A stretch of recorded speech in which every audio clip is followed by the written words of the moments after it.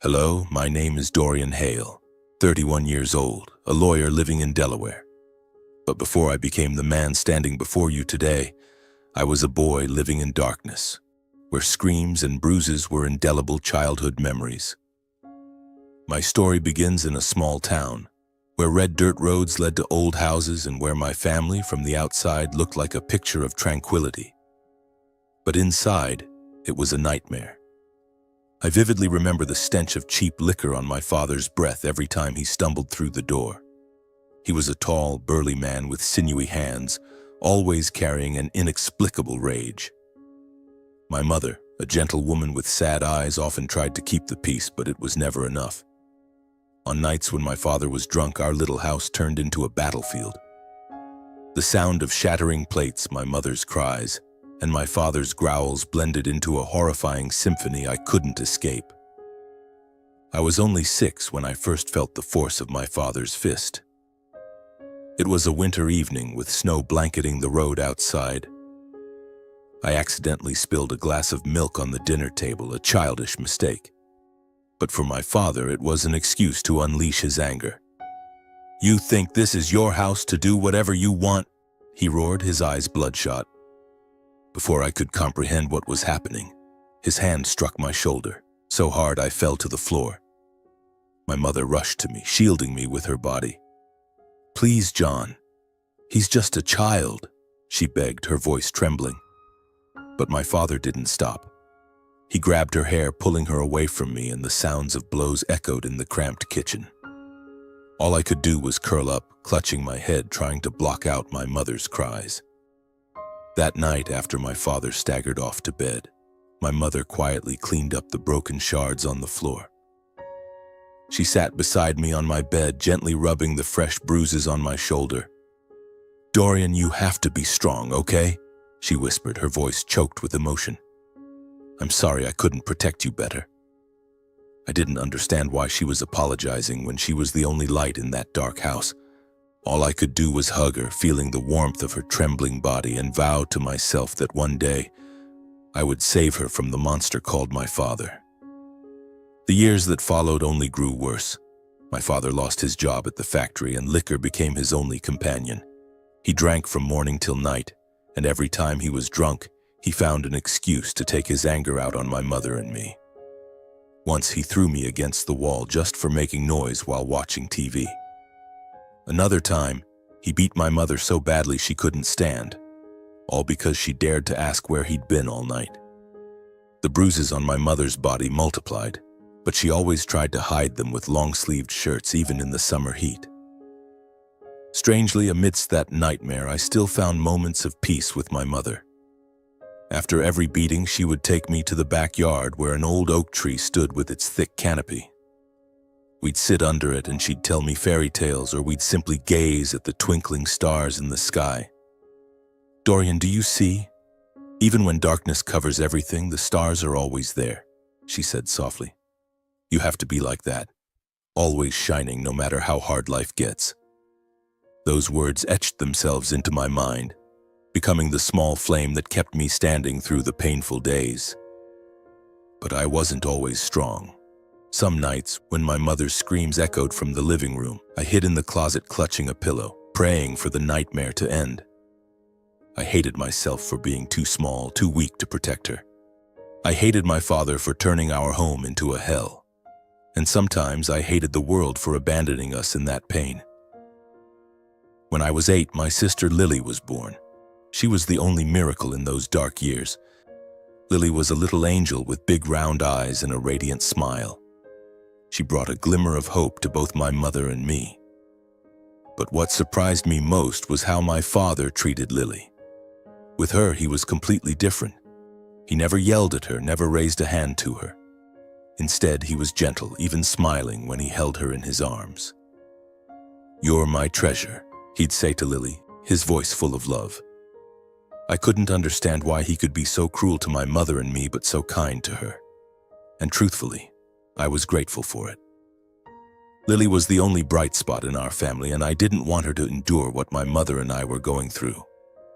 However, my father's favoritism toward Lily also made me feel lonelier. Once, when I accidentally dropped one of Lily's toys, my father lunged at me, slapping me so hard my ears rang. "How dare you make your sister cry?" he shouted. Lily wailed, not because of the toy, but because she saw me being hit.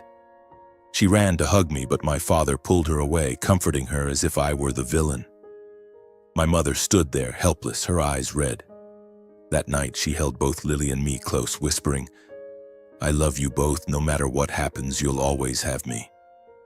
But I knew deep down, she was breaking too. My childhood years passed in fear and trauma.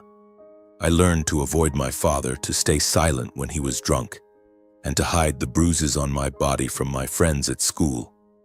I didn't want anyone's pity, didn't want anyone to know my home was a nightmare. But every time I saw my mother with new wounds, my heart ached.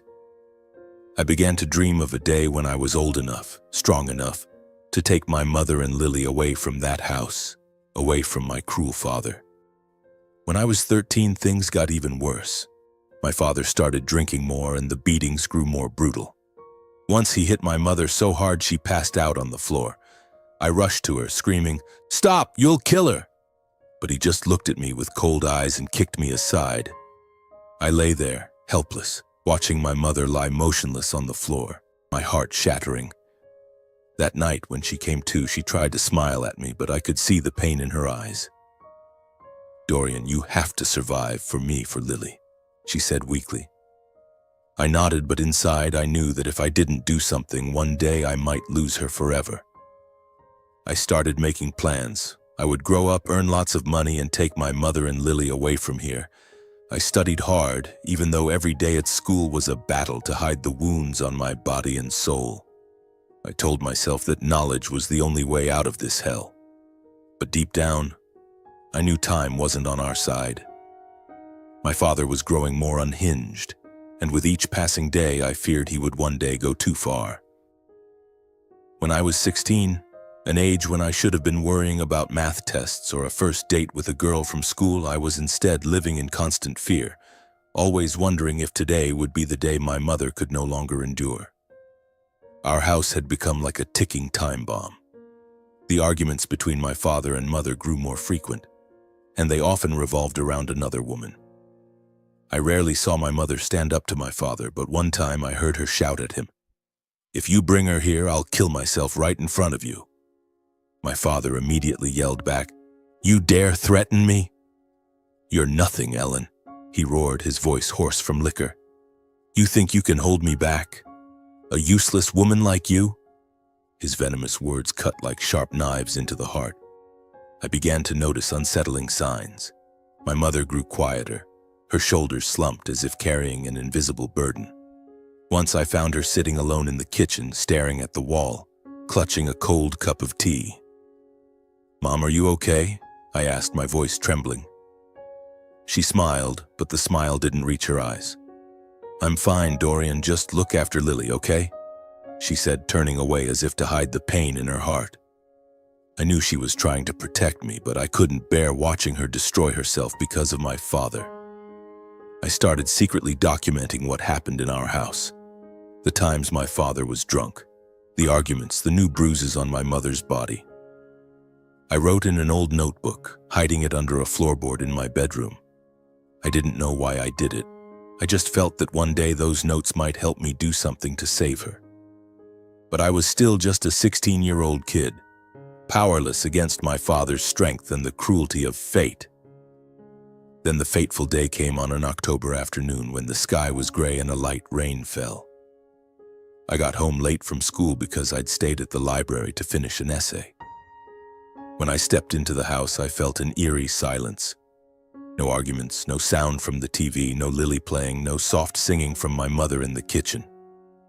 Just my father sitting on the sofa, an empty bottle of liquor rolling on the floor. He looked up at me, his eyes cloudy. "Your mom." "She fell down the stairs," he said flatly as if reporting the weather. "She's in the hospital." My heart stopped. "Fell down the stairs," I repeated, my voice shaking. "How did she fall? What did you do to her?" My father shot up, lunging at me, grabbing my collar. "You dare talk to me like that?" I didn't do anything. She fell. Got it? He shoved me to the floor, then turned away, muttering about getting more liquor. I didn't care. I ran out, not even grabbing a jacket, and raced to the hospital a few blocks away. When I arrived panting, a nurse led me to the emergency room. I saw Lily sitting in the hallway, her eyes swollen and red, clutching the doll my mother had made for her. "Dorian," she sobbed, throwing herself into my arms. "Mom, she won't wake up." I held her tightly, fighting back tears, but inside a storm was raging. The nurse took me to my mother's room, and when I stepped inside, I knew my life would never be the same. My mother lay there on the hospital bed, her face pale, her eyes closed. The bruises on her arms and neck stood out under the fluorescent lights like undeniable accusations. The doctor, a middle-aged man with a somber voice, explained that my mother had suffered a severe head injury from falling down the stairs. "We did everything we could," he said, "but she didn't make it. I'm so sorry." I don't know how long I stood there, only that I held her hand, her skin cold, no longer offering the warmth that had once comforted me. I wanted to scream, to punch the walls, to run home and confront my father. But I couldn't see. Elise couldn't move. I just stood there, frozen, feeling the world crumble around me. Lily clung to me, sobbing, and all I could whisper was, "It'll be okay, Lily. I'll take care of you." But I didn't believe my own words. The days that followed were a prolonged nightmare. My father arranged my mother's funeral, but I knew he wasn't truly grieving. He showed up in an old suit, reeking of alcohol, and said nothing to Lily or me. Neighbors came to offer condolences, whispering about the tragic accident, but I saw the doubt in their eyes. They knew. They knew my father wasn't innocent, but no one dared speak up. I wanted to scream to the world that my mother didn't just fall, that my father was involved, that he had pushed her to her death. But I had no proof. My notebook, filled with fragmented notes, wasn't enough to convict him. I was just a kid, and the law wasn't on the side of kids like me. The night after the funeral, I lay in bed staring at the ceiling, feeling like my heart had been torn apart. I remembered the last time my mother spoke to me just days before. She had hugged me, whispering, "Dorian, you're my hope. No matter what happens, you have to keep going, stay strong." I had nodded, but now that promise felt like a curse. She was gone, and I hadn't saved her. What hurt the most were the doubts I couldn't shake. I remembered the arguments in her final months about my father's affair with a woman named Clara. I heard my mother confront him, her voice trembling but resolute. "John, you think I don't know? You're seeing her again? How long has it been going on?" My father had scoffed, calling her crazy, but I saw the panic in his eyes. Did she know too much? Did he push her down the stairs to silence her? Those questions haunted me, gnawing at my mind every day. I started investigating in my own way. I sneaked into my father's room when he was drunk, searching for any clue. I found an old phone in his desk drawer filled with messages between him and a woman named Clara. They were affectionate but also angry. "Ellen knows she'll ruin everything," one of his texts read. "I'll handle it," another said. My heart pounded as I read those words, but I knew that for a 16-year-old, those texts weren't enough to bring him to justice. I took my story to a teacher at school, Ms. Harris, the only person I trusted. She listened, her eyes full of concern, but then shook her head. "Dorian, you need more solid evidence. These texts, they could be a misunderstanding, and you're too young to confront your father." I knew she was right, but the truth stabbed like a knife. I was powerless, and my mother was gone forever. One evening, about 2 weeks after the funeral, he brought Clara, the woman from the texts, into our home. She walked in as if she owned the place, laughing and talking with my father as if my mother had never existed. I stood in the corner, clenching my fists, feeling my blood boil. "Who is she?" I shouted, unable to hold back. My father looked at me, his eyes cold. "This is Clara. She's going to live here. If you don't like it, you can get out." His words hit me like a slap. I wanted to charge at him, to pound his face until he felt the pain my mother endured, but I knew I couldn't win. Not yet. I looked at Lily standing in the corner, her eyes filled with fear. I knew I had to act, but I also knew time was against me. Our house had become strangely foreign and haunting. It was a place where the cheap perfume of Clara mingled with the stench of my father's liquor, creating a suffocating atmosphere that made me feel like I was choking. Clara was everywhere. In the kitchen where my mother used to cook simple meals for us, on the sofa where my mother once held Lily and me telling us fairy tales. She acted as if she owned the house, ordering Lily to do chores and scolding her when my father wasn't around. I saw the fear in Lily's eyes every time Clara raised her voice, and it tore at my heart. I knew I had to do something, but I was still just a 16-year-old kid with no money, no power, and nowhere to turn. I tried to stay calm, to endure for Lily's sake. Every night I lay beside her, whispering words of comfort, promising that one day we would leave this place. "Dorian, you won't leave me, right?" Lily asked, her voice trembling. I held her tightly, feeling her small body shake in my arms. "Never, Lily, I promise." But that promise weighed heavily, like a debt I didn't know how to pay. Everything came to a head one Saturday night, about a month after my mother's funeral. I had been working a part-time job at a nearby grocery store to save money, hoping to gather enough to take Lily somewhere, anywhere, away from my father and Clara. When I got home, it was dark, and I found Clara yelling at Lily in the living room. "You're as clumsy as your mother," she shouted, just because Lily had spilled a glass of water. Lily stood there cowering, tears streaming down her cheeks. I couldn't take it anymore. My blood boiled, and I stormed into the room shouting, "Leave my sister alone!" Clara turned to me, her eyes icy. "Oh, the brave little boy, huh? Who do you think you are, talking to me like that?" She stepped toward me, raising her hand to slap me, but I grabbed her wrist. "Don't touch me or my sister," I growled, trying to stay calm despite my pounding heart. My father came home at that moment, a bottle of liquor in hand, his eyes bloodshot. "What the hell is going on?" he roared. Clara ran to him, pointing at me, her eyes gleaming with cunning. "Your son dared to disrespect me. He thinks he's the boss of this house." My father glared at me, his eyes blazing with anger. "You dared touch Clara?" he bellowed, advancing toward me. I stood my ground, though my legs trembled. "I didn't touch her. I was protecting my sister. She has no right to yell at Lily." That was the final straw. My father lunged at me, grabbing my collar and dragging me to the front door. "You want to play the hero? You want to defy me? Fine," he yelled, his breath reeking of alcohol. He flung open the door and shoved me onto the steps. "This isn't your home anymore. Get out." The door slammed shut behind me, the sound of the lock clicking like a death sentence. I sat there on the cold steps, rain beginning to drizzle. I had nothing, no money, no food, no water. Just a backpack with my grocery store uniform. I stared at the closed door, hearing Lily's cries from inside, and my heart shattered. I wanted to pound on the door, to barge in and take Lily away right then and there, but I knew I couldn't. My father was big, violent, and I had no chance against him in a physical fight. All I could do was stand up, wipe my tears, and tell myself I'd come back for Lily. I wandered the streets, not knowing where to go. That night was freezing, and I found a secluded corner in a park to take shelter. I sat huddled, clutching my backpack, trying not to let fear consume me. I thought of my mother, of the time she held me under the oak tree, telling me to be strong.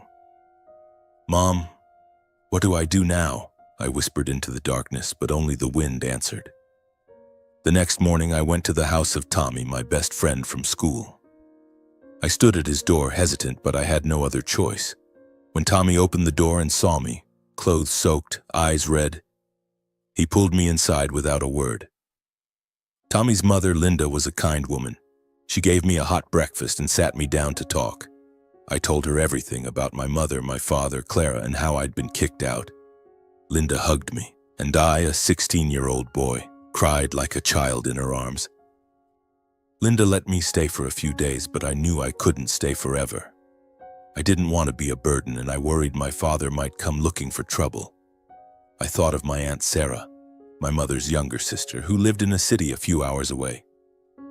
Sarah and my mother had been close, but after my mother married my father, Sarah distanced herself, unable to stand his behavior. She and her husband had attended my mother's funeral, and Sarah had cried a lot but also offered me encouragement. I decided to call her. "Dorian?" Sarah's voice came through the phone, filled with surprise and worry. I told her everything, my voice choking. "Aunt Sarah, I don't know where to go. Lily's still there with Dad and that woman. I need help." She didn't hesitate. "Come here right now, I'll take you in. We'll figure out how to save Lily." Her words were like a light in the darkness, and for the first time in days I felt hope. Linda took me to the bus station, pressing some money and a bag of food into my hands. "Dorian, you're a strong boy," she said, her eyes misty. "Take care of yourself and don't give up on your sister." I nodded, hugged her one last time, and boarded the bus. As it pulled away from the town, I looked out the window, feeling like I was leaving a part of myself behind. But I knew I had to go. For Lily, for my mother, and for myself. The journey to Sarah's wasn't long, but to me it felt endless. I sat on the bus, clutching my backpack, thinking about everything that had happened. I wondered if I could go back and save Lily. I wondered if my father would hurt her the way he did my mother. Those thoughts drove me crazy, but I told myself to stay calm. Sarah would help me. We'd find a way. When I arrived, Sarah was waiting at the bus station, her eyes red but her smile warm. She hugged me tightly, and I felt the warmth I'd lost since my mother's death. "Dorian, you've been through so much," she said, her voice trembling. "From now on, I'll take care of you." She took me to her home, a small but cozy apartment in the suburbs. Her husband, Robert, was a tall man, a former football player with a gentle heart. He patted my shoulder and said, "Welcome to the family, kid." Those first days at Sarah's, I was like a ghost. I ate, slept, and went to school, but my mind was always on Lily. I called Tommy, asking him to keep an eye on her. He reported that Lily was still going to school, but she seemed sad and quieter. I knew I had to act fast, but I needed time to stabilize. Sarah and Robert helped me immensely. Sarah enrolled me in a new school, bought me clothes and books. Robert taught me some basic self-defense moves, saying, "A man needs to know how to protect the ones he loves." I nodded, but I knew physical strength alone wasn't enough. I needed something stronger: knowledge, a plan, and time. I started rebuilding my life, but every night I dreamed of my mother. In my dreams, she stood under the oak tree, smiling at me. "Dorian, you have to save Lily," she said. I woke up drenched in sweat and told myself I wouldn't fail. I would go back and I would get Lily out of that hell. Living with Aunt Sarah and Uncle Robert was a significant change. Their small apartment, with its cream-colored walls and the scent of freshly baked cookies, offered a sense of safety I hadn't felt since my mother passed away. But every time I closed my eyes, the image of Lily, her big, fearful eyes cowering before Clara, haunted me. A constant reminder that I couldn't rest. Not yet. I knew I had to act, but I couldn't just rush in like a reckless kid. My father was a big, violent man, and Clara, though a woman, was no less cruel. I needed a plan, and I needed help. I confided in Aunt Sarah, telling her everything. From my father's beatings, my mother's mysterious death, to how Clara treated Lily. Sarah sat silently, her hands clenched, her eyes red. "Dorian, I'm so sorry," she said, her voice choked. "I didn't know things were this bad. I should have taken you kids away sooner." I shook my head. "It's not your fault, but now I need your help. I have to get Lily out of there." Sarah nodded. "We'll do it, but we need to be careful. Your father, he's not someone to take lightly." She turned to Uncle Robert, who was sitting on the sofa, listening to our conversation. He stood up, placing a hand on my shoulder. "Dorian, I'll go with you. No one gets to hurt your sister." Robert, with his towering frame and past as a football player, gave me a sense of reassurance. I knew with him I had a chance. The drive back to my hometown took 3 hours, but to me it felt like a lifetime. I sat in the back seat clutching my backpack, trying to stay calm. Robert drove, his eyes focused, while Sarah held my hand, whispering, "It'll be okay, Dorian. We'll bring Lily home." But I couldn't stop the worry gnawing at me. When we reached the town, it was nearly noon. Our old, dilapidated house loomed under the weak sunlight, looking even more run down. The windows were caked with dust, the front yard overgrown with weeds. I took a deep breath, trying to suppress my fear. "I'll go in first," I said. "You and Uncle Robert follow, but wait for my signal." Robert shook his head. "No, we go together. It's safer." I wanted to argue, but his resolute look silenced me. We stepped onto the porch, my heart pounding like it would burst. I knocked on the door, trying to keep my voice steady. "Lily, it's me." No answer. I knocked harder, and then the door swung open. Clara stood there, her eyes venomous. "What do you want?" she snapped, hands on her hips. I didn't respond, just pushed past her and stepped inside. "Lily," I called, my voice echoing through the house. "Dorian?" Lily's faint voice came from the bedroom. I ran to it, flung open the door, and saw my sister sitting on the bed, clutching her doll, her left cheek red from a slap. Her eyes lit up when she saw me, but then she burst into tears. I thought you left me." I knelt down, hugging her tightly. "Never, Lily. I'm here now." But the moment was cut short by Clara's shriek. "What are you doing in my house?" I turned to see Clara at the door, my father staggering out from the living room, a bottle of liquor in hand. "You bastard," he growled, advancing toward me. "You dare come back here?" Before I could react, Uncle Robert stepped in, his massive frame filling the doorway. "John, calm down," he said, his voice low but menacing. "We're here to take Lily. Don't make this worse." My father sneered, but I saw a flicker of fear in his eyes. "Take her? This is my house. I'm her father." Aunt Sarah stepped forward, her voice icy. "John, you beat Ellen, my sister. And now you let your mistress abuse Lily, my niece. You don't deserve to be a father." Clara interrupted, shouting, "You're lying. I didn't do anything to that kid." But Lily, still in my arms, sobbed. "She hit me. She hit me when Dad wasn't looking." That was all I needed. I stood, pulling Lily behind me. "We're leaving," I said, staring into my father's eyes. "And if you try to stop us, Uncle Robert won't go easy on you." My father stepped back, his gaze wavering between anger and fear. Robert took a step forward, and I saw my father falter. Clara screamed something, but Sarah grabbed her arm, pulling her outside. "Shut up, Clara. You have no right to be here." We left the house, Lily clinging to my hand, her doll dangling in the other. My father stood at the door, not following. Maybe he knew he couldn't win. As we got into the car, Lily hugged me, sobbing. I was scared. "I thought you wouldn't come back." I kissed her hair, tears streaming down my cheeks. "I'm sorry, Lily. I'll never leave you again." On the drive back, Lily fell asleep in my arms, her small face finally at peace. Sarah turned around, smiling at me through the rearview mirror. "You did well, Dorian." But I didn't feel like I did. I had left Lily there too long, and every day she stayed was a day I failed. But now, she was safe, and that was what mattered most. When we got to Sarah's, Lily was bathed and given a hot dinner. She smiled for the first time in months, and I felt a flicker of hope in my heart. But I knew this journey wasn't over. My father, Clara, and the shadows of the past were still out there. I needed to become stronger, not just for myself, but for Lily, for my mother, and for the justice I swore to pursue. The first few days after bringing Lily back, I lived in a strange state, both relieved and restless. Watching Lily play in Aunt Sarah's backyard, softly singing to the doll our mother had made, I knew I had done the right thing.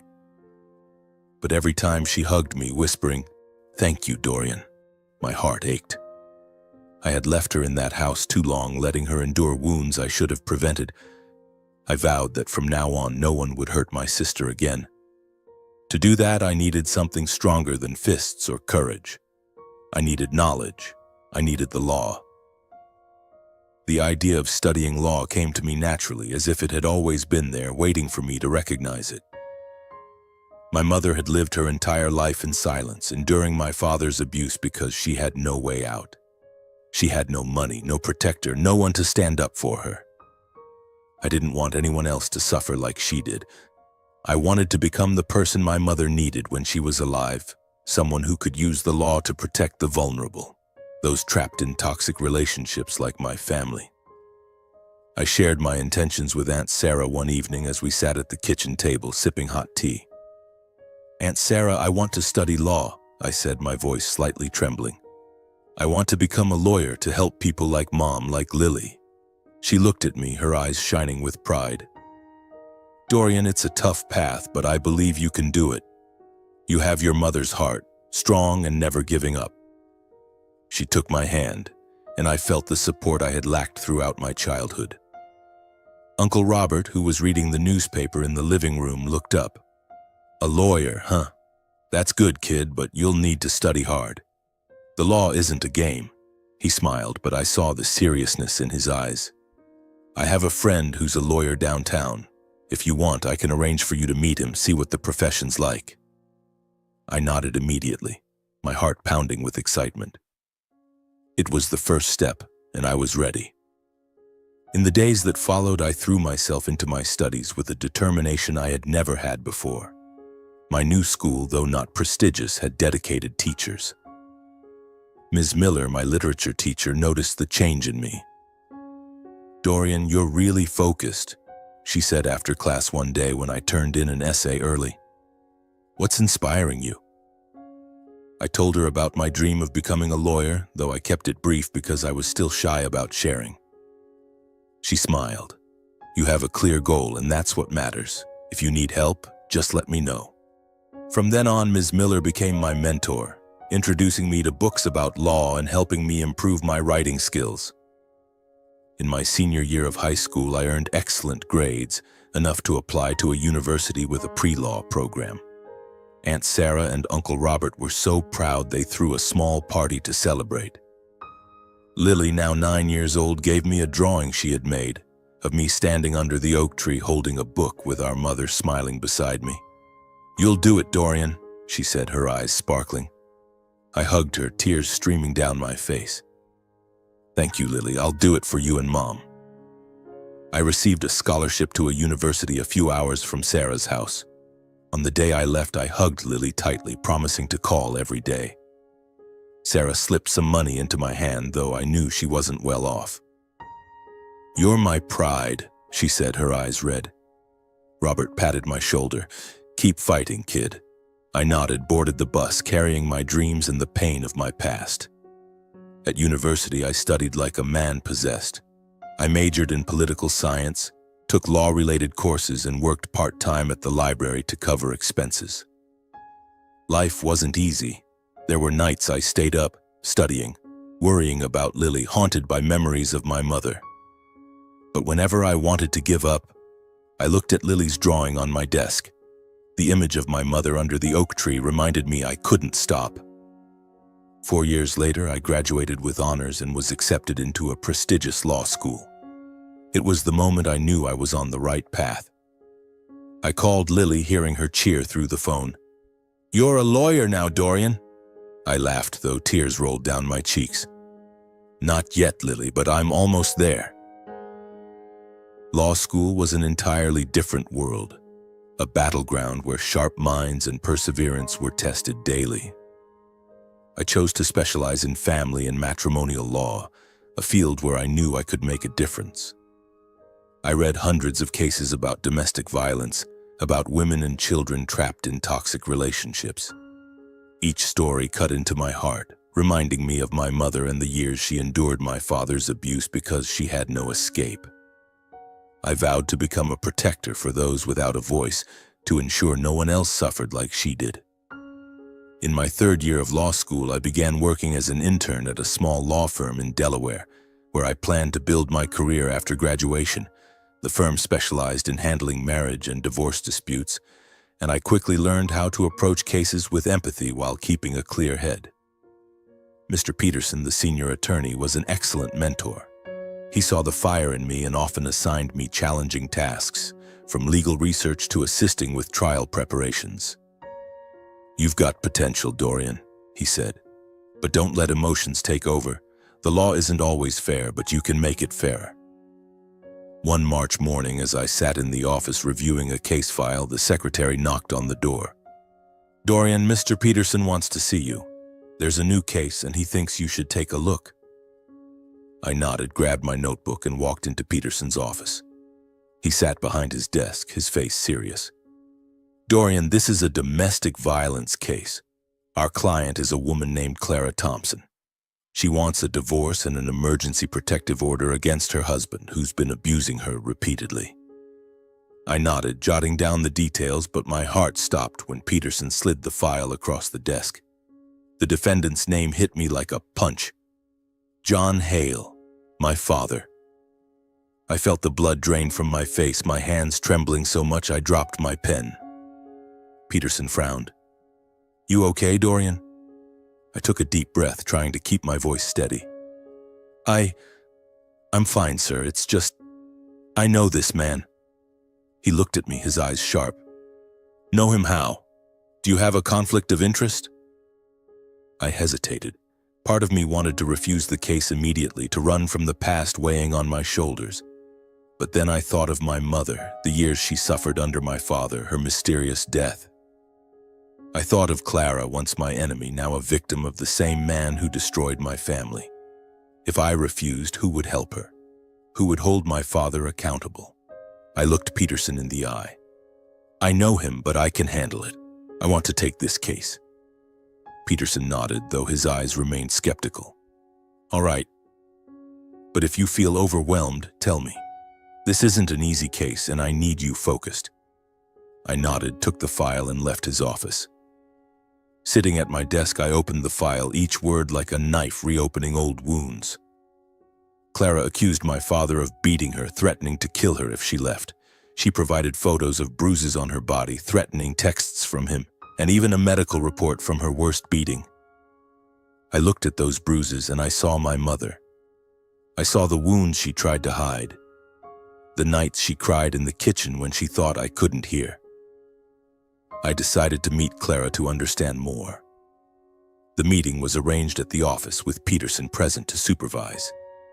When Clara walked in, I barely recognized her. The once arrogant, cruel woman from my memories was now gaunt, her eyes hollow with fear. She looked at me, shock flickering in her gaze. "Dorian?" she whispered, her voice trembling.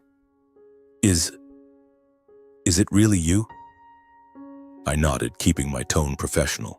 "I'm the legal intern assisting with your case. Tell me everything." Clara sat down, her hands shaking as she clutched a glass of water.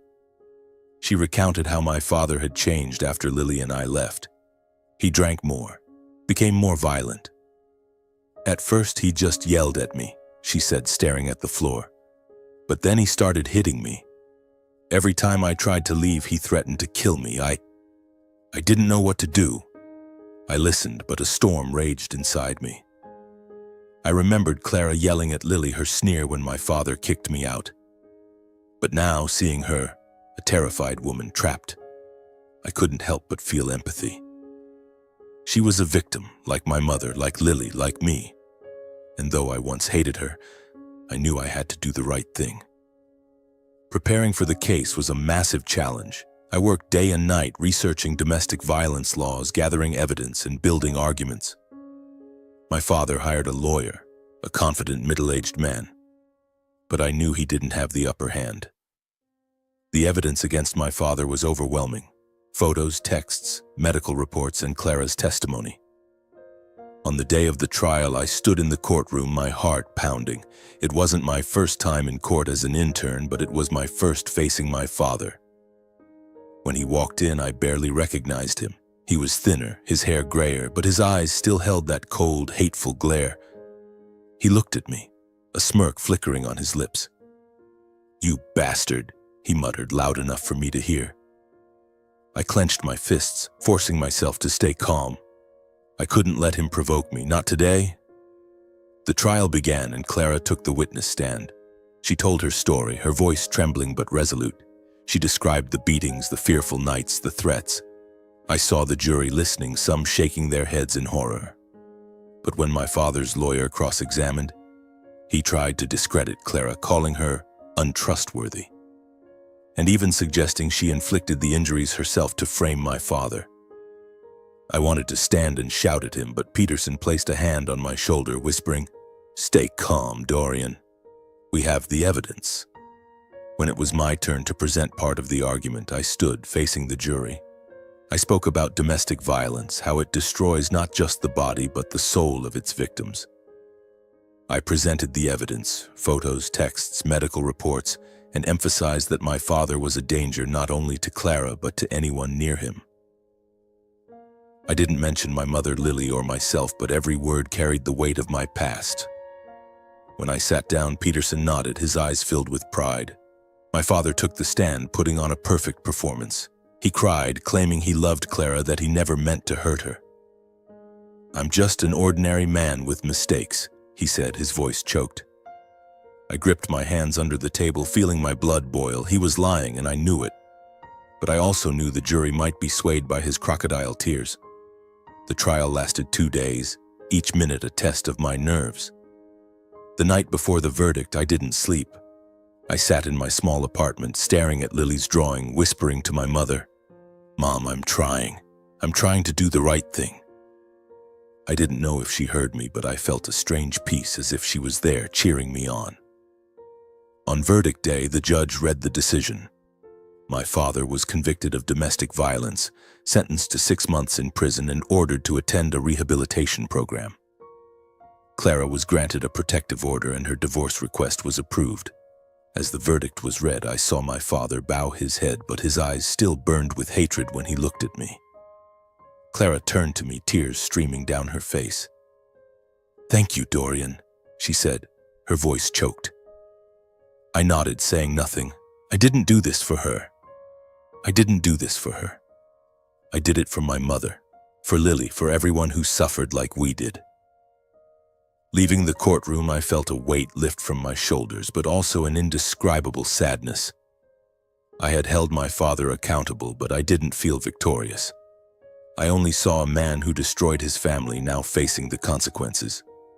I called Lily, telling her everything. "You did it, Dorian," she said, her voice full of pride. "Mom would be so proud of you." I smiled, though tears rolled down my cheeks. "I hope so, Lily." That autumn, golden leaves blanketed the streets of Delaware.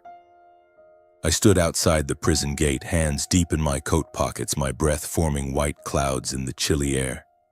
I was here to face my father, partly because I wanted to know how he was faring in prison. I passed through the heavy iron gate. A guard led me to the visitation room, a drab gray space with rows of metal tables and worn plastic chairs. I sat down, staring through the thick glass, waiting.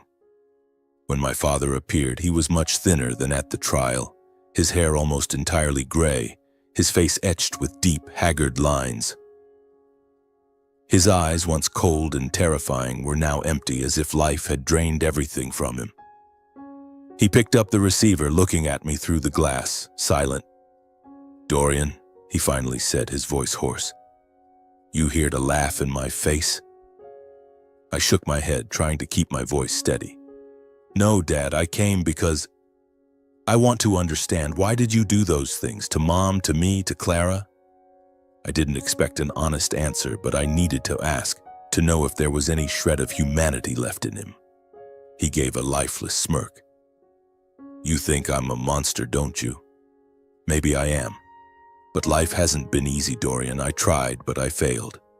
The booze, it made me lose control." He paused, looking down at his hands, his thin fingers trembling. "I don't expect you to forgive me. I don't deserve it." I looked at him, and for the first time in my life, I felt neither fear nor hatred. I saw only a broken man who had destroyed his own life and dragged his family down with him. "I'm not forgiving you," I said evenly. "Not because I don't want to, but because I can't forget what you did to my mother, to Lily, to me. But I hope you'll find a way to make amends, even if it's just for yourself." My father said nothing, just nodded, his gaze distant. I stood, placed the receiver down, and left the room. As I stepped outside, I felt the final weight lift from my shoulders. I didn't need his forgiveness or his admission of guilt. I had faced him not to find answers, but to close a painful chapter of my life. Back at the office, I continued my work, representing women and children seeking escape from violence. Each case was a challenge, but also an opportunity to fulfill my promise to my mother, to protect those without a voice. Reflecting on my journey, I realized life had taught me harsh but invaluable lessons. I learned that strength isn't just in fists or anger, but in perseverance, in rising after every fall. I learned that justice isn't always easily achieved, but it's worth fighting for. And above all, I learned that love, the love of my mother, Lily, Aunt Sarah, and Uncle Robert, was the flame that kept me alive through the darkest days. If I could leave advice for anyone reading this story, it would be, don't let pain define you. Use it as fuel to change, not just for yourself, but for those around you. If you're trapped in darkness, find a spark, no matter how small, and hold on to it. It could be a loved one, a dream, or simply the belief that you deserve a better life. And if you have the chance to help someone, do it. A small act can change an entire life. I don't know what the future holds, but I know I'll keep fighting. For my mother, for Lily, for the people I've never met but who need me. Under the oak tree in my mind, my mother still smiles, and I know she's proud. I won't stop, ever.